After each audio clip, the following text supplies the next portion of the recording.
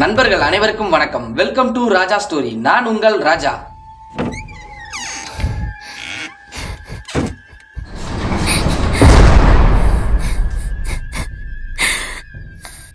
நமது ராஜா ஸ்டோரியில இன்னைக்கு 155வது எபிசோடாக எங்க நடந்த ஒரு சம்பவத்தை பத்தி பார்க்க போறோம் அப்படின்னு சொல்லி பார்த்தோம்னா, கன்னியாகுமரியிலிருந்து சரியா ஒரு 20 கிலோமீட்டர் தொலைவில் அமைந்துள்ள ஒரு சின்ன கிராமத்தில் பாலகிருஷ்ணன் அப்படின்னு சொல்லக்கூடிய ஒரு பள்ளிக்கூடம் படிக்கக்கூடிய ஒரு சின்ன பையனுக்கு 2006 அந்த காலகட்டங்கள்ல தாங்க தனது நண்பர்களுடன் அந்த கிராமத்துக்குள்ள இந்த திருடன் போலீஸ் விளையாட்டு, கண்ணாபூச்சி விளையாட்டு எல்லாம் விளையாடுவாங்களே, அது போல விளையாண்டு தனது நண்பர்கள் எங்க ஒளிஞ்சிருக்காங்கன்னு தெரியாம அவங்க தெருவுக்கு பக்கத்து தெருவுல இருக்கக்கூடிய ஒரு பாலடைந்த ஒரு வீட்டுக்குள்ள ஒளிஞ்சிருக்கிற மாதிரி தெரிஞ்சு அந்த வீட்டுக்குள்ள போய் அவர் அந்த அமானுஷ்யத்திடம் சிக்கி படாத பாடுபட்ட அந்த ஹாரர் ஸ்டோரியை தாங்க நாம இன்னைக்கு 155வது எபிசோடாக நமது சேனல்ல பார்க்க போறோம்.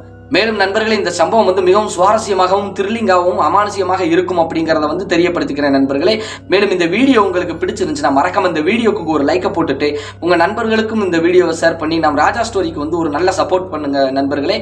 மேலும் இப்போ வரைக்கும் நீங்க நமது சேனலை சப்ஸ்கிரைப் பண்ணாம தான் பாக்குறீங்க அப்படின்னா மறக்காம சப்ஸ்கிரைப் பண்ணிட்டு ஆல் அப்படிங்கிற பெல் பட்டனை அமைக்கிட்டு வீடியோ பாருங்க. அப்பதான் நம்ம போடக்கூடிய அனைத்து வீடியோக்களுமே உங்களுக்கு தொடர்ச்சியாக சேரும் அப்படிங்கறத தெரியப்படுத்திக்கிறேன் நண்பர்களே. மேலும் உங்கள் வாழ்விலும் இது போன்று ஏதாவது மறக்க முடியாத ஒரு சில அமானுஷ்யமான திகில் சம்பவங்கள் நடந்திருந்தால் டிஸ்பிளேயில் காட்டப்படக்கூடிய இந்த ராஜா ஸ்டோரி அப்படிங்கக்கூடிய இந்த வாட்ஸ்அப் எண்ணிற்கு ஒரு வாய்ஸ் மெசேஜா கூட அனுப்புங்க நண்பர்களே. கண்டிப்பாக நமது சேனல்ல அது ஒளிபரப்பப்படும் அப்படிங்கறத தெரியப்படுத்திக்கிறேன். மேலும் வாங்க நண்பர்களே, இன்னைக்குள்ள அந்த அமானுஷ்யமான திகில் சம்பவத்துக்குள்ள நாம போகலாம்.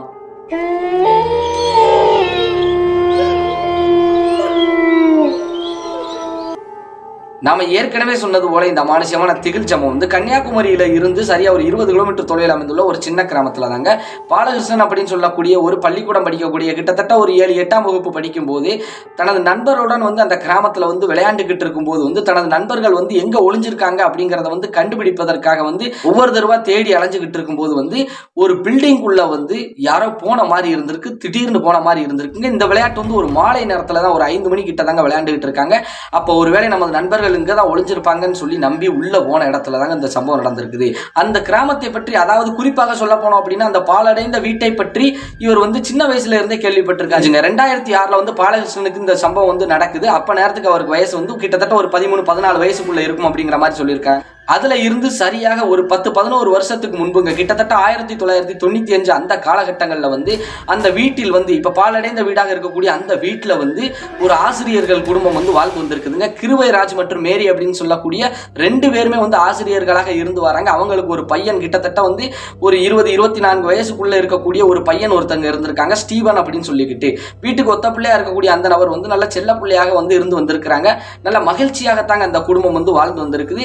அதாவது பொருளாதாரத்துல கொஞ்சம் முன்னேற்றம் அடைந்த ஒரு குடும்பம் அப்படின்னே சொல்லலாங்க. என்ன காரணம் அப்படின்னு சொல்லி பார்த்தோம்னா, அப்பா அம்மா 2 பேருமே ஆசிரியர்களாக இருக்கக்கூடிய காரணத்தினால இவருக்கு அப்ப நேரத்துக்கே அந்த 95 அந்த காலகட்டங்களிலே ஒரு 2 வீலர் எல்லாம் வாங்கி கொடுத்துருக்காங்க. அந்த 2 வீலரை வச்சு தன் நண்பர்களோட அந்த கிராமத்துல நல்ல அழகா வளம் ஜாலியாக தாங்க வாழ்ந்து வந்திருக்கிறாரு. ஆனால் எதிர்பாராத விதமாக தனது நண்பருடன் அந்த ஸ்டீவன் அவங்க என்ன பண்ணியிருக்காங்க அப்படின்னு சொல்லி பார்த்தோம்னா, டவுன் பகுதியை நோக்கி தனது நண்பர்களுடன் ஒரு வேலையாக போன இடத்துல ஒரு விபத்தில் சிக்கி கிட்டத்தட்ட ஒரு லாரியில சிக்கி அந்த இடத்திலே அகால மரணம் அடைந்து விடுதார் அப்படின்னு தாங்க சொல்லணும். அப்படி இறந்து போன உடனே மீளா துயர்ல அவங்க அப்பா அம்மா இருந்திருக்காங்க. ஏன்னா வீட்டுக்கு ஒத்த பையனாக இருந்திருக்காங்க. இவங்களுக்கும் வயசு அந்த பேரண்ட்ஸுக்கும் கிட்டத்தட்ட ஒரு 50 வயசு வரைக்கும் கூட இருந்திருக்கும் அப்படிங்கிற மாதிரி சொல்றாங்க. அந்த காலகட்டங்கள்ல தனது மகனின் இழப்பை ஈடு செய்ய முடியாத காரணத்தினால வீட்டுக்குள்ளே அடைஞ்சு கிடந்திருக்கிறாங்க. 2 பேருமே தனது ஆசிரியர் பணிக்கு சரியாக போகல. இவங்க கிறிஸ்தவ மதத்தை சார்ந்த ஒரு காரணத்தினால சர்ச்சுக்கு அடிக்கடி போய் இருந்திருக்கிறாங்க. நல்ல முறையில தான் வாழ்ந்த இடத்துல இந்த மாதிரி பையனுடைய இறப்பின் காரணமாக இவங்க சர்ச்சுக்கும் போறது கிடையாது, இந்த பள்ளி வேலைக்கு ஆசிரியர் வேலைக்கும் போறது கிடையாது. வீட்டுக்குள்ளே கொஞ்சம் அடங்கி ஒடுங்கி இருக்க ஆரம்பிச்சிடுறாங்க. ஒரு கட்டத்துக்கு மேல கிட்டத்தட்ட ஒரு 4-5 மாதம் கழித்து கூட அந்த மேரி அப்படின்னு சொல்லக்கூடிய அந்த கிருபைராஜ் அவங்களுடைய மனைவி மகன் போன துக்கத்தில் அவங்களும் சரியா சாப்பிடாம உடல் நலம் குன்றி அவங்களும் என்ன பண்ணிடுறாங்கன்னா மரணப்படுக்கையில இருந்து மரணித்தும் போயிடுறாங்க. ஒரு கட்டத்துக்கு மேல தனது மனைவியும் இறந்து போயிட்டாங்க, தனது பிள்ளையும் இறந்து போயிட்டாரு அப்படின்னு சொல்லிட்டு அவர் ஒத்தைக்கு தாங்க வாழ்ந்து வந்திருக்காரு. ஒரு மனநலம் குன்றியவர் மாதிரி ஆயிட்டார் அப்படின்னு தாங்க சொல்லணும். சொந்த பந்தங்கள் அந்த கிராமத்துல அவங்களுக்கு இருந்தாலும் யார்கிட்டையும் பேசி பழகுவது கிடையாதாங்க, எங்கேயும் வெளியிலே வருவது கிடையாது, வீட்டுக்குள்ளே தான் அடைஞ்சு கிடந்திருக்கிறார். அவர் தனது குடும்பத்தில் 2 உயிர்கள் பறிபோனதற்கு அப்புறம் மொத்தத்திலே அவர் சர்ச்சுக்கோ எங்கேயும் போறது கிடையாது, எந்த ஒரு நல்ல காரியங்கள் எதுலையுமே கலந்துக்கிறது கிடையாதுங்க. மேலும் இவர் என்ன சொல்ல வீட்டை விட்டு வெளியில வர்றதே கிடையாது அப்படிங்கிற அப்படிங்கிற மாதிரி தாங்க சொல்லியிருக்கிறாங்க. யாரும் சொந்தக்காரங்கள் போனாலும் வந்து அவங்ககிட்ட வந்து முகம் கொடுத்து பேச மாட்டேங்காங்க. வாழ்க்கையை வெறுத்த மாதிரி வந்து தனிமையிலே தான் இருந்திருக்கிறாரு. அப்படி இருந்த இடத்துல வந்து எவ்வளவுதான் ஃபேமிலியில வந்து யார் என்ன சொன்னாலும், குடும்பத்து உறவுகள் வந்து சொன்னாலுமே வந்து இவர் எதையும் பற்றி கேட்கறதே கிடையாதாங்க. எங்கேயும் போறது கிடையாது, அடங்கி ஒடுங்கி வீட்டுக்குள்ளே தான் இருந்திருக்கிறாங்க. அப்பைக்கப்ப வந்து கடைகளில் வந்து சாப்பாடு வந்து ஆர்டர் கொடுத்து அப்பைக்கப்ப வாங்கி சாப்பிட்டு தான் இருந்திருக்கிறாரு. ஏதேசங்கள் வந்து இவரும் சமையல் பண்ணி தான் சாப்பிட்டு வாழ்ந்து வந்ததாக வந்து சொல்லிக்கிறாங்க அந்த காலகட்டங்களில். இப்படி இருந்துகிட்டு இருக்கக்கூடிய வேளையில ஒரு கட்டத்துக்கு மேல மனம் வந்து இவர் என்ன பண்ணிடுறாரு அப்படின்னு சொல்லி பார்த்தோம்னா, கடவுள் வழிபாடே, அந்த கிறிஸ்தவ வழிபாடே வந்து விட்டுட்டு இவர் என்ன பண்ணிடுறாருன்னா, அதற்கு ஆப்போசிட்ல நம்ம லைஃப் இப்படி ஆயிப்போச்சு அப்படின்னு சொல்லி மனம் வெறுத்து என்ன பண்றாரு அப்படின்னு சொல்லி பார்த்தோம்னா, இந்த சாத்தான்களை வழிபடக்கூடிய ஒரு மெத்தடில் வந்து இவர் வந்து இறங்க ஆரம்பிச்சாரு. காரணம் என்ன அப்படின்னு சொல்லி பார்த்தோம்னா, அந்த மாதிரி தாங்க இவர் கேட்டகரியில் வீடு உள்ள வந்து என்னென்னவோ வந்து மந்திர வார்த்தைகள் மாதிரி கிறுக்கி வச்சு, ஒரு சில சிம்பிள்ஸ் எல்லாம் கிறுக்கி வச்சு இந்த மாதிரி தாங்க இருந்து வந்திருக்கிறாரு. வெளியிலையும் யார்கிட்டையும் வந்து சரியாக வந்து பழகிறது கிடையாது. வீட்டுக்குள்ள யாரும் வந்தாலும் வந்து வெளியே வாசலோட நுப்பாட்டி விட்டு பேசிட்டு போறது தான் வழக்கம். இப்படியே தாங்க இருந்து வந்துகிட்டு இருக்குது. ஒரு காலகட்டத்துக்கு மேல வந்து இவர் வந்து என்ன பண்றாருன்னா, மனைவியும் பையனும் இறந்து போன, அதாவது மனைவி இறந்து போன சரியாக வந்து ஒரு வருடம் வந்து இவர் வந்து தனிமையில தான் இருந்திருக்காரு. இந்த மாதிரி தான் வாழ்ந்து வந்துகிட்டே இருந்திருக்கிறாருங்க. யார்கிட்டையும் பேசாம வெளி உலகத்தையும் வந்து பார்க்காம இருந்து அந்த வீட்டுக்குள்ளேயே தாங்க இருந்து வந்திருக்கிறாரு. ஒரு கட்டத்துக்கு மேல அந்த ஹோட்டல் சாப்பாடெல்லாம் வரும் அப்படின்னு சொல்லியிருந்தோம் இல்லையா, அதை மாதிரி வந்து ஹோட்டல் சாப்பாடெல்லாம் ஒரு 2-3 நாட்கள் வந்து கேரியர்ல கொண்டு வந்து வச்சிடுறது. இவர் வந்து என்ன பண்ணிடுறதுன்னா, மந்த்லி பேமெண்ட் மாதிரி ஏதாவது கொடுத்துடுறது. சாப்பாடை இவர் எடுத்து சாப்பிட்டு விலக்கி அந்த டிஃபன் கேரியரை வந்து வெளியிலே வச்சிடுறது. இப்படி தான் இருந்திருக்காங்க. ஆனால் வந்து 2 நாட்களாக வந்து அந்த ஹோட்டலில் வந்து சாப்பாடை கொண்டு வந்து காலிங் பெல்ல அடிச்சுட்டு வாசலில் வச்சுட்டு போனாலும் இவர் எடுத்த மாதிரி இல்லை. 2-3 நாட்களாக வந்து வாசலுக்கு வெளியிலேயே தான் இருக்குது. உடனே அந்த ஹோட்டல் உரிமையாளர்கிட்ட வந்து அந்த பையன் வந்து ஹோட்டல் சாப்பாடு கொண்டு போகிற பையன் சொன்ன உடனே வந்து அவங்க தூரத்து உறவுக்காரர் யாரு, அந்த கிருவேராஜ் அவங்களுடைய தூரத்து உறவுக்காரர்களுக்கெல்லாம் இந்த மாதிரி வந்து சாப்பாடை வந்து அந்த அண்ணாச்சி எடுக்கவே இல்லை, என்ன ஏதுன்னு தெரியல, போய் என்னன்னு பாருங்கிற மாதிரி சொல்லியிருக்காங்க. அதற்கப்புறம் தான் அந்த கிருவேராஜ் அவங்களுடைய ஃபேமிலியில் இருக்கக்கூடிய ஒரு சில நபர்கள் வந்து என்ன பண்ணியிருக்காங்க அப்படின்னு சொல்லி பார்த்தோம்னா, ரொம்ப நேரமாக நீண்ட நேரமாக காலிங் பெல்லாம் அடிச்சு பார்த்துருக்காங்க. கதவு திறக்கிறது மாதிரி இல்லை, ஆனால் உள்ள ஆள் இருக்கிற மாதிரியும் தெரியவே இல்லை. என்ன ஆச்சு அப்படின்னு சொல்லிட்டு ஒரு கட்டத்துக்கு மேலே பொறுமை இழந்து எல்லாரும் என்ன பண்ணிடுறாங்கன்னா, அந்த பூட்டை உடச்சு உள்ள போய் பார்க்கும்போது தாங்க இவங்களுக்கு ஒரு மிகப்பெரிய சாக்கு. என்ன அப்படின்னு சொல்லி பார்த்தோம்னா, கிட்டத்தட்ட வந்து ஒரு 1.5 வருஷமாக வந்து வீட்டுக்குள்ள யாரையுமே சேர்க்கவே இல்லை. உள்ள போகும்போது அவங்க பார்க்குறாங்க, பாலடைந்த பில்டிங் மாதிரி இருக்குது. அங்கங்க வந்து இந்த எலும்பு துண்டுகள் அப்படி இப்படி நிறைய கிடக்க ஆரம்பிக்குது. வீடே வந்து ஒரு மாதிரி வந்து கெட்ட ஸ்மெல் அடிக்கிற மாதிரி இருந்திருக்குதுங்க. உள்ள யாராலே வந்து ஒரு 5 நிமிஷத்துக்கு மேலே நிற்கவே முடியாது அப்படிங்கிற மாதிரி தாங்க சொல்லணும். வீடெல்லாம் வந்து ரொம்ப தூசியும் தும்பட்டையமா இருக்குது. என்னடா இப்படி இருக்குதுன்னு சொல்லிட்டு ஒவ்வொரு அறையா அவரை பேரை சொல்லி அப்படியே தேடி போகும்போது மாடியில் உள்ள ஒரு அறையில வந்து அவர் வந்து மயங்கின மாதிரி கிடக்குது. என்னடா மயங்கி கிடக்குறாரு அப்படின்னு சொல்லிட்டு பார்க்கும்போதாங்க கெட்ட ஸ்மெல் வந்திருக்கு. உள்ள போய் பார்க்கும்போது வந்து அவர் இறந்து கிடந்திருக்கிறாரு அப்படிங்கிற விஷயமே தெரிய வந்திருக்குது. கிட்டத்தட்ட இவர் இறந்து எத்தனை நாள் இருக்கும்னே தெரியலங்க. 2-3 நாட்கள் இருக்கும் அப்படிங்கிற மாதிரி தாங்க சொல்லியிருக்காங்க. ஆனா இருந்தாலும் வந்து அந்த நேரத்தில் வந்து காவல் நிலையத்துல எல்லாம் எதுவும் வழக்கு தெரிவிக்கல. காரணம் என்னன்னா, இவர் வந்து மனநலம் பித்து பிடிச்ச மாதிரி தான் இருந்திருக்காங்க. ஏன்னா மனைவியும் மகனும் இறந்ததுக்கு அப்புறம் வந்து நிறைய பேர்ட்ட வந்து என் பிள்ளையை பார்த்தீங்களா, என் பொண்டாட்டியை பார்த்தீங்களா அப்படிங்கிற மாதிரியே தாங்க இவர் எல்லாம் கேட்டு அலைஞ்சுக்கிட்டு இருந்திருக்கிறாரு. அதனால வந்து இவர் வந்து சரியாக வந்து சாப்பிடாம மனநலம் குன்றி எப்படியோ இறந்து போயிட்டார் அப்படிங்கிற மாதிரி வந்து முடிச்சுட்டாங்க. ஈமச்சடங்கு எல்லாமே அந்த தூரத்து உறவுக்காரர்கள் எல்லாமே செஞ்சு முடிச்சுட்டு அதற்கப்புறம் அந்த வீட்டை கிளீன் பண்ணாங்களா அப்படின்னு கேட்டீங்கன்னா கிடையாதுங்க. காரணம் என்னன்னா, அந்த வீட்டுக்குள்ள இருக்கும்போது எல்லாருக்குமே ஒரு பேட் வைப்ரேஷன் தான் இருக்கிற மாதிரி இருந்திருக்கு. ஏன்னா கிட்டத்தட்ட வந்து ஒரு 1.5 வருஷம் காலமாக வந்து இவர் வந்து என்ன பண்ணியிருக்கிறாருன்னா, அந்த சாத்தான் குறியீடுகள் வழிபாடுகள் இதெல்லாம் வந்து செஞ்சதுக்கான அடையாளங்கள்லாம் அங்கே இருக்குது. இந்த வீடே வேண்டாம், என்னதான் நல்ல செல்வாக்கான ஒரு நபராக இருந்தாலும் சொத்துக்கள் நிறைய இருந்தாலும் சரி, இந்த வீட்டு மேல வந்து அந்த நண்பர்கள், அதாவது அந்த தூரத்து உறவுக்காரர்கள் யாருமே பிரியப்படலை. ஏன்னா வீடு அப்படி இருக்குது அப்படின்னு சொல்லிட்டு அந்த மாதிரி பூட்டி போட்டு வந்தது தாங்க. கிட்டத்தட்ட ஒரு 11 வருஷமாக வந்து அந்த வீடு அந்த கிராமத்தில் அப்படியே தாங்க இருந்திருக்கு. அந்த வீட்டு பக்கம் வந்து யாரும் போகக்கூடாது வரக்கூடாது அப்படின்னு சொல்லிட்டு அந்த கிராமத்தில் வந்து என்னென்னவோ பேச ஆரம்பிச்சிட்டாங்க. நிறைய பேருக்கு அந்த வீட்டில் வந்து ஏதாவது அழுகுரல் சத்தம் கேட்பது போல அடிக்கடி இருந்திருக்குது. மேற்கொண்டு வந்து பொருள் வந்து அப்பைக்கப்போ உள்ள உருண்டு ஓடுவது போல தெரிய வந்திருக்குது. யாருமே அந்த வீட்டுக்கு பக்கம் வந்து போறதே கிடையாதாங்க. அந்த பக்கம் போனாலும் அந்த வீட்டை வந்து ஏறெடுத்து பார்க்கறதே கிடையாதான். அந்த வீடு அப்படியே வந்து கைவிடப்பட்ட ஒரு வீடாக வந்து மாறி இருந்திருக்குதுங்க. 11 வருஷமாக வந்து பூட்டி இருந்த வீடு எப்படிங்க இருக்கும்? அந்த டோர்களெல்லாம் உடஞ்சி ஜன்னலுக்குன்னெல்லாம் கொஞ்சம் உடஞ்ச மாதிரி வந்து ஒரு மாதிரி தாங்க இருந்திருக்குது. யாருமே அந்த பகுதி கிட்ட போகல. இதே மாதிரி தாங்க கிராமத்தில் இருக்கக்கூடிய வாலிப பையங்களா இருக்கட்டும், பெரிய ஆளுகளா இருக்கட்டும், குழந்தைகளா இருக்கட்டும், அந்த பக்கம் போவதற்கு வந்து பயப்படுவாங்க. இப்படி இருந்துகிட்டு இருக்கக்கூடிய காலகட்டங்கள்ல வந்து இந்த 2006 அந்த காலகட்டத்தில் வந்து நம்ம பாலகிருஷ்ணன் வந்து கல்வன் போலீஸ், அந்த திருடன் போலீஸ் விளையாட்டு வந்து தனது கிராமத்து நண்பருடன் வந்து ஒரு மாலை நேரத்துக்கு விளையாண்டுகிட்டு இருக்கும் போது தான் தனது நண்பர்கள் எங்க ஒளிஞ்சிருக்காங்கன்னு சொல்லி ஒவ்வொரு இடமா கிராமம் உள்ள தேடுறாங்க. நம்ம ஏற்கனவே சொன்ன மாதிரி அது ஒரு சின்ன கிராமம் தானே, ஒரு 70-80 வீடுக்குள்ள தான் இருக்குன்னு சொல்லியிருந்தோம் இல்லையா. அந்த ஒரு காரணத்தினால வந்து ஒவ்வொரு தெருவா போய் தேடும்போது வந்து எங்க இருக்காங்க அப்படின்னு சொல்லி தெரியவே இல்லை. ஒருவேளை இந்த தெருவில் இருப்பாங்களான்னு சொல்லி அப்படி தேடி போன இடத்துல தான் மாலை நேரத்துக்கு ஒரு 5 மணி கிட்ட இருக்கும் அப்படிங்கிற மாதிரி சொல்லியிருக்காங்க. அப்படி போன இடத்துல தான் வந்து ஒரு மாலை நேரத்தில் யாரும் அந்த வீட்டுக்குள்ள வந்து ஒரு நிழல் போன்ற ஒரு உருவம் போன மாதிரி இருந்திருக்குது. பாலகிருஷ்ணனுக்கு வந்து தனது பெற்றோர்கள் மற்றும் நண்பர்கள் சொன்னது ஒரு விஷயத்துல வந்து ஞாபகம் இருந்தாலும் வந்து இந்த வீட்டில் தான் ஒளிஞ்சிருக்க வாய்ப்பு இருக்கு, நம்மளை பார்த்து யாரோ ஓடி ஒளிஞ்சிட்டாங்க, நமது நண்பர்கள் வந்து நம்மளை பயமுறுத்த நினைக்காங்க, நம்ம உள்ள போய் பார்க்கலாம் அப்படின்னு சொல்லிட்டு மனசுக்குள்ள ஒரு தைரியத்தை வர வச்சுட்டு வாசல் வரைக்கும் போனவர் வந்து அப்படியே உள்ள எட்டி பார்க்கிறாரு. காரணம் என்னன்னா அங்கங்க வந்து அந்த டோர் வந்து சிதிலம் அடைஞ்சு இருக்குது, டேமேஜ் ஆகி இருக்குது அப்படின்னு சொல்லியிருந்தோம் இல்லையா.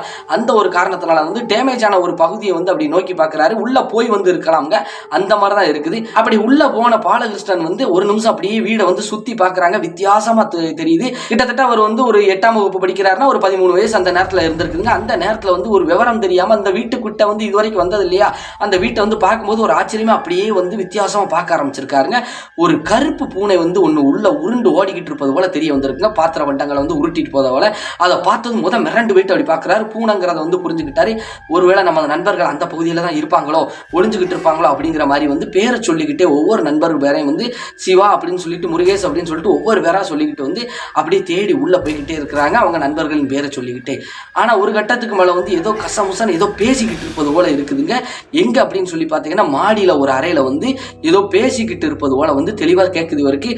ஒருவேளை மேலதான் இருப்பாங்க நம்ம ஃப்ரெண்ட்ஸ் அப்படின்னு சொல்லிட்டு நம்பிக்கிட்டு அப்படியே அந்த படிக்கட்டு வழியாக வந்து மேலே போறாருங்க. அப்படி மேலே போய் வந்து அங்க மேல வந்து ஒரு 2-3 அறை இருக்கு அப்படிங்கிற மாதிரி தாங்க சொல்லியிருக்காங்க. அந்த 2-3 அறைக்கு வந்து போயிருக்கிறாருங்க. வீடு ஃபுல்லாமே வந்து என்னென்னோ கண்ட மாணிக்கு வந்து கிறுக்கி வச்ச மாதிரி இருக்குது. ஏகப்பட்ட நூலாம்படைகள் எந்த அறையிலையும் இல்லை. ஆனா இவருக்கு வந்து பேச்சு சத்தம் கேட்டுச்சு அப்படின்னு சொல்லிட்டு பாலகிருஷ்ணன் என்ன பண்றாருன்னா யோசிச்சுக்கிட்டே வந்து அப்படியே படியில இறங்கி வரும்போது வந்து உள்ள மறுபடி வந்து வித்தியாசமாக வந்து ஏதோ ஒரு குரல் சத்தம் வந்து கேட்டிருக்குது. ஒரு முரட்டு ஒரு நபர் வந்து ஒரு வயதான ஒரு நபர் பேசுவது போல இருந்திருக்கு. என்னடா இதுன்னு சொல்லிட்டு அப்படியே அந்த இடத்துல வந்து ஸ்டன் ஆகி கை காலெல்லாம் நடுக்கம் கொடுக்க ஆரம்பிச்சிருச்சு. ஏன்னா நம்ம இப்போ உள்ள போய் பார்க்கும்போது யாருமே இல்லை. இப்போ நம்ம வெளியில ஏறும்போது அந்த படிக்கட்டு வழியா வெளியேறும்போது வந்து இந்த மாதிரி சத்தம் கேட்குது அப்படின்னு சொல்லிட்டு வந்து இவர் மிரண்டுகிட்டே வந்து அப்படியே தனக்கு மனசுக்குள்ள வந்து அப்படியே நெஞ்ச பிடிச்சிக்கிட்டே வந்து இவர் என்ன பண்றாருன்னா, இது வந்து ஒரு அறியா பருவம் இல்லையா, அந்த ஒரு காரணத்தினால வந்து என்ன இருக்கும் அப்படின்னு சொல்லிட்டு ஒரு ஆர்வத்துல வந்து அப்படியே பயந்துகிட்டே தாங்க உள்ளே பார்க்கறாரு. ஒரு மூலையில வந்து ஒரு நபர் வந்து உட்கார்ந்து இருப்பது போல தெரிய வருதுங்க. இதை பார்க்கும்போது வந்து அப்படியே நின்று அப்படியே உத்து பார்த்துக்கிட்டு யார் நீங்க, எதுக்கு இங்க இருக்கீங்க அப்படின்னு சொல்லிட்டு தன் மலரை குரல் மாறாத தோணியில வந்து அப்படியே பேசிக்கிட்டே வந்து போறாருங்க. அப்படி போகும்போது வந்து பக்கத்துல போய் நின்றுக்கிட்டு அப்படியே உத்து பார்த்துக்கிட்டே ஒரு நபர் இருப்பது போலதாங்க தெரிய வந்திருக்குது. யாருன்னே அப்படியே கூட்டுக்கிட்டே இருந்திருக்கிறாருங்க. ஒரு கட்டத்துக்கு மேல வந்து அங்க இருக்கக்கூடிய நபர் வந்து எந்த ஒரு பதிலும் கொடுக்கலங்கவும் அப்படியே பக்கத்துல போய் அப்படியே சட்டையை பிடிச்சி என்னை வெளியே கொண்டு போய் விட்டுருங்கன்னு சொல்லலாம் அப்படின்னு நினைச்சுக்கிட்டு இவர் பயத்திலே போய் அந்த உருவத்தை போய் தொடலாம்னு நினைச்சு அப்படி தொடும்போது தாங்க இவர் கண்களை இவராலே நம்ப முடியல. காரணம் என்ன, மிரண்டு விட்டாரு. காய் அந்த இடத்துல கத்தி மயங்கிட்டாருந்தாங்க சொல்லணும். என்ன அப்படின்னு சொல்லி பார்த்தோம்னா இப்படி தொட்ட உடனே வந்து கண்ணெல்லாம் செவந்த மாதிரி வந்து கருத்த ஒரு உருவம்ங்க. அது ஒரு மனிதர் உருவம் போல இல்லைங்க, வித்தியாசமா தெரிஞ்சிருக்குதுங்க. அந்த இடத்துல வந்து கத்தி மயங்கி விழுந்திருக்கிறாருங்க. என்ன நடந்தது பாலகிருஷ்ணனுக்கு அப்படின்னே தெரியலங்க. இப்போ வந்து கிராமத்துல வந்து விளையாண்ட நபர்கள் எல்லாருமே வந்து அந்த பசங்க எல்லாருமே வந்து அவங்கவுங்க வீட்டுக்கு போயிட்டாங்க. ஆளாளுக்கு வீட்டுக்கு போயிட்டாங்க. பாலகிருஷ்ணன் எங்கன்னே தெரியல. நம்மளை தேடி வந்தவன ஆளவே காணுன்னு சொல்லிட்டு, ஏன்னா இவங்க ஒரு மூலையில போய் ஒரு ஓரமா ஒளிஞ்சிருந்திருக்காங்க. அந்த வீட்லயானு கேட்டா கிடையாதுங்க, வெளியில வேற எங்கேயும் தான் ஒளிஞ்சிருக்காங்க. பாலகிருஷ்ணன் தானே தனது நண்பர்கள் அங்க இருப்பாங்கன்னு தேடி போயிருக்காங்க. பாலகிருஷ்ணன் அந்த வீட்டுல மயங்கி கிடப்பது யாருக்குமே தெரியலங்க. அதற்கப்புறம் அப்படியே நேரம் வந்து ஆகிக்கிட்டே இருக்குதுங்க. கிட்டத்தட்ட மணி ஒரு 6:30 வரைக்கும் ஆயிருச்சுங்க. இப்போ வந்து பாலகிருஷ்ணனோட அப்பா அம்மா வந்து ஒவ்வொரு பசங்க வீட்டுக்கும் போய் என் பையனை பார்த்தியப்பா என்ன ஏதுன்னு கேட்கும்போது விளையாண்டுகிட்டு இருந்தோம், இந்த மாதிரி எங்க போனான்னு எங்களுக்கே தெரியல, வீட்டுல தான் இருப்பான் நாங்க நினைச்சிட்டோம் அப்படிங்கிற மாதிரி வந்து எல்லா பசங்களும் சொல்லியிருக்கிறாங்க. அதற்கப்புறம் வந்து அப்படியே தனது பிள்ளைய நினைச்சுக்கிட்டு வந்து தாய் தகப்பன் 2 பேருமே வந்து பயந்துகிட்டு எங்க இருக்கும் அப்படின்னு சொல்லிட்டு அப்படியே தேடி அலையும் போதுதாங்க அப்படி ஒவ்வொரு தெருவா தேடி போகும்போது தாங்க வந்து அந்த பாலடைந்த வீடு இருக்கக்கூடிய அந்த தெருவுக்கும் வந்து தேடி போயிருக்கிறாங்க பாலகிருஷ்ணனுடைய அப்பா அம்மா. அப்படி தேடி போகும்போது வந்து அங்க ஒரு சில நபர்கள் என்னன்னா, உன் பையன் ஒரு 5 மணிக்கிட்ட வந்து இங்கதான்ப்பா சுத்திக்கிட்டு இருந்தா, நான் பார்த்தப்பா எங்க போனான்னு தெரியலப்பா அப்படிங்கிற மாதிரி சொல்லியிருக்காங்க. அப்படியே அந்த தெரு முழுக்கம் தேடிக்கிட்டு இருக்கும்போது வந்து எல்லா வீட்லையும் தேடிட்டாங்க. கிட்டத்தட்ட ஒரு 70-80 வீடு தானே இருக்குது அந்த கிராமம் ஃபுல்லாவே வந்து. அதனால வந்து ஒருவேளை வந்து இவங்களுக்கே சந்தேகம் வந்துருச்சு, இந்த வீட்டுக்குள்ள ரெண்டும் பேருப்பானா, ஏன்னா நம்ம எல்லா வீட்லையும் தேடி பார்த்தோம், இப்படி நம்ம புள்ள எங்கேயும் சொல்லாம போகாதே அப்படின்ட்டு. ஏன்னா திருடன் போலீஸ் விளையாண்டோம்னு சொல்லி எல்லா நண்பர்களும் சொல்லியிருக்காங்களா, அந்த ஒரு காரணத்தினால எல்லாருக்குமே சந்தேகம் வந்துருச்சு, ஒருவேளை இந்த வீட்டுக்குள்ள ரெண்டும் போயிருப்பானோ அப்படின்னு சொல்லிட்டு. அதனால மனசுக்குள்ள தைரியத்தை வர வச்சுக்கிட்டு வந்து பாலகிருஷ்ணனுடைய அப்பா வந்து என்ன பண்றாங்கன்னா ஒரு சில அவங்களுடைய நண்பர்களுடன் பெரியாளுடன் வந்து அந்த வீட்டுக்குள்ள வந்து அப்படி தேடி போகும்போது அவங்க நினைச்சது சரியா இருக்குதுங்க. மயங்கின தோணியில வந்து பாலகிருஷ்ணன் வந்து மாடியில உள்ள ஒரு அறையில படுத்து கிடப்பதை வந்து அப்படியே வந்து அந்த குடும்பத்து நபர்கள் எல்லாருமே பாக்குறாங்க.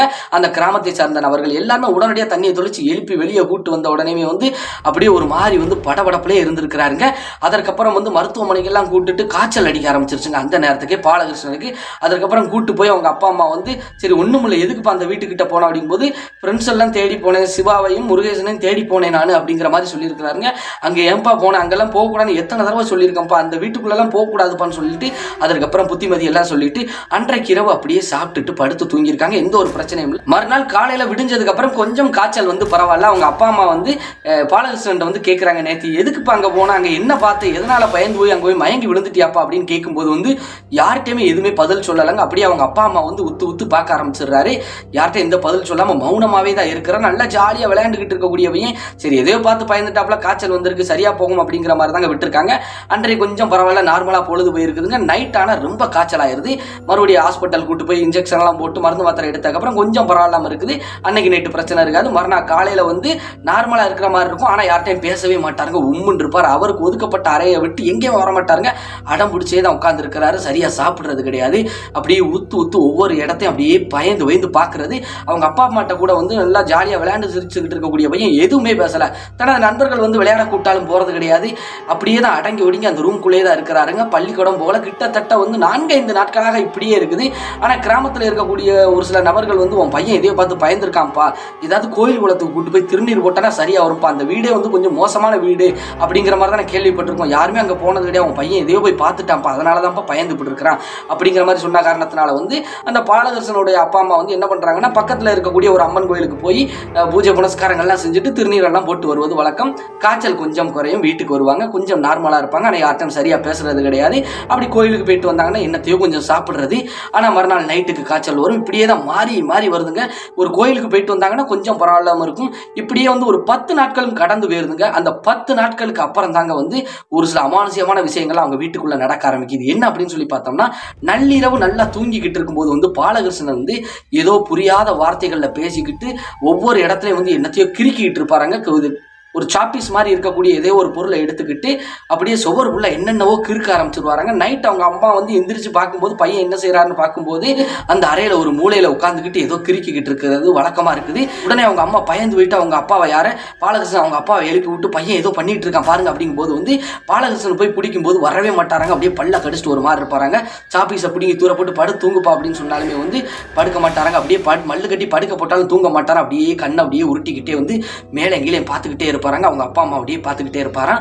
அதுக்கப்புறம் கொஞ்சம் அவங்க அசந்தாங்கன்னா மறுபடியும் சாப்பீஸ் எடுத்துட்டு ஏதாவது எழுத இப்படி வந்து வித்தியாசமாகவே செய்ய ஆரம்பிச்சிடார். மறுநாள் காலையில வந்து இது இப்படியே விட்டா சரிப்படாது அப்படின்னு சொல்லிட்டு ஏதாவது கோயிலுக்கு கூட்டு போவாங்களாம். ஆனா கோயிலுக்கு கூட்டு போனாலும் வந்து எதையோ பார்த்து பயந்துருக்கான் அப்படிங்கிற மாதிரி தான் சொல்லுவாங்களாம். திருநீர் போடுவாங்களாம், கொஞ்சம் சரியா வருமா.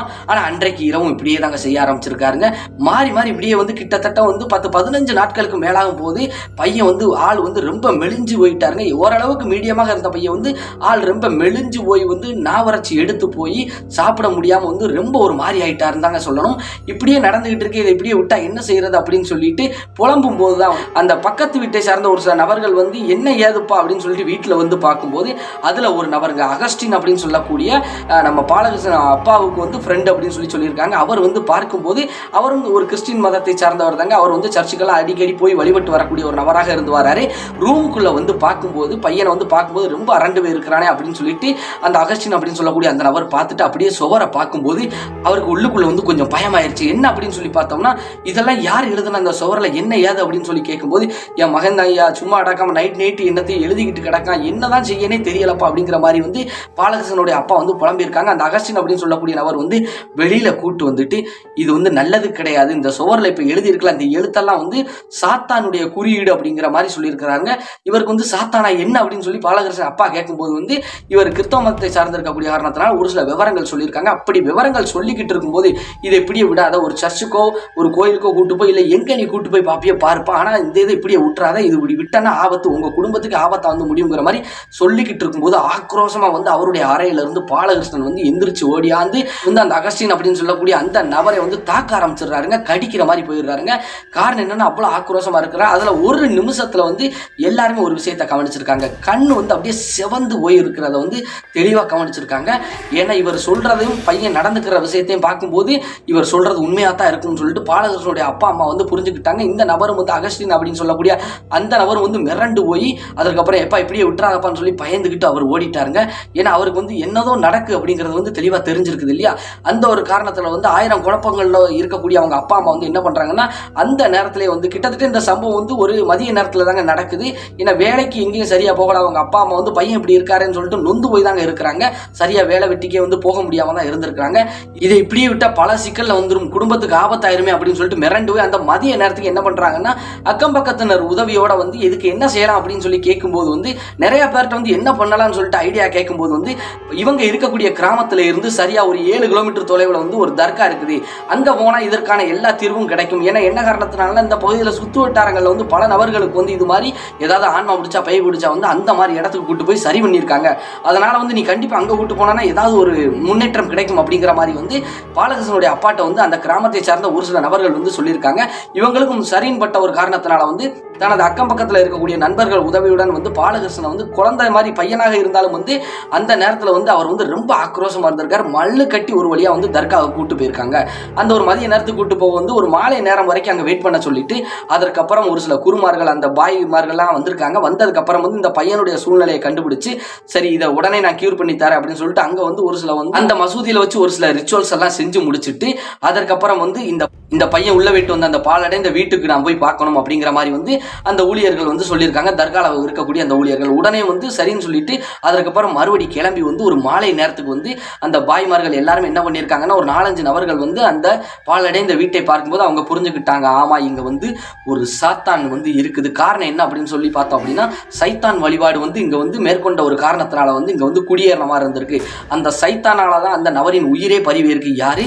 அந்த கிருபைராஜ் அப்படின்னு சொல்லக்கூடிய அந்த நபரின் உயிரே பறிபோனதே வந்து அந்த சைத்தானால தான் அப்படிங்கிற மாதிரி வந்து அந்த பாய் வந்து கணிச்சு சொல்லியிருக்காங்க. அதற்கப்புறம் வந்து அந்த பாய் வந்து அங்கேயும் வந்து ஒரு சில ரிச்சுவல்ஸ் செஞ்சிருக்காங்க. ரொம்ப ஆக்ரோஷமா இருக்காருங்க. யாரு?